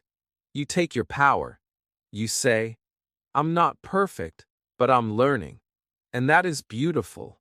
I know you might feel silly. I know your voice might feel strange. I know your sentences might sound broken. That's okay. That's normal. That's how it begins. When a child says, I go to school, we don't laugh. We smile. Because we know they are learning. They are trying. And soon, they will say, I went to school. Why? Because they started. Because they didn't stop. Because they dared to speak. You are the same. Your journey is the same. You will say the wrong thing. You will forget words. You will mix up sentences. But don't stop. Speak through the mistake. Speak through the fear. Speak through the silence. The more you speak, the stronger you become. The more you speak, the more English becomes your friend. I remember one student of mine. She was always quiet in class. She understood everything but never spoke. One day, I asked her why. She said, "I feel silly. My English is not good." I told her, "It doesn't have to be good. It just has to be alive." That day, she said one sentence. Just one. "I like coffee." The whole class clapped. She laughed. And from that day, she never stopped. She spoke more. She made mistakes. She smiled. And she became fluent. Not because she was ready, but because she started. Fluency is not a magic gift. It's not something only smart people have. It's something brave people build. And you are brave. You are ready. Not perfect, but ready. Ready to sound silly. Ready to sound slow. Ready to feel strange. Because that is the doorway to real speaking, real connection, real success. So today, say something in English. Right now, anything. Say it loud. Say it with feeling. Say it even if it sounds funny. Say, "I can do this." Say, "I will not wait." Say, "I am learning English, and I am proud." Because your voice matters. Your dream matters. And your beginning matters. Speak like a child. Laugh like a child. Learn like a child. Don't care how it looks. Care how it feels. Speak with your heart. With your smile. With your energy. The world is waiting for your voice. Your English is waiting for you. So start now. Even if you feel silly. Especially if you feel silly. Because that's how every beautiful English journey begins. Chapter 18. Your inner child is your teacher. When you look in the mirror, what do you see? You see a grown-up. You see someone with responsibilities, worries, and dreams. Maybe you see tired eyes. Maybe you see someone who has failed many times. Maybe you see someone who is still trying. But let me tell you something powerful. Inside you, there is still a child. A small, curious, beautiful child. That child is not gone. That child still lives in you. And that child, not a teacher, not a book, is your greatest guide for learning English. Your inner child is your teacher. When you were a child, you didn't learn your first language by studying. You learned by feeling, by watching, by listening. You made funny sounds. You copied your parents. You made mistakes every day, but you kept going.